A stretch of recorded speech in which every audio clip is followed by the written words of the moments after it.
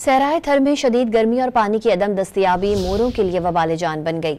खूबसूरती के मरकजी किरदार 65 मोर गर्मी की ताब ना लाते हुए हलाक हो गए।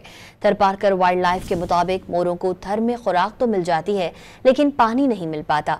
मकामी अफराद के मुताबिक गर्मी की हालिया लहर से यौमिया 9-10 मोर हलाक हो रहे हैं, जबकि बीमार मोरों की तादाद सैकड़ों तक पहुंच गई है, जिनका इलाज ना होने के बायस रोजाना की बुनियाद पर ये खूबसूरत परिंदे हलाक होते जा रहे हैं। सहराए थर में शदीद गर्मी और पानी की अदम दस्तयाबी मोरों के लिए वबाल जान बन गई।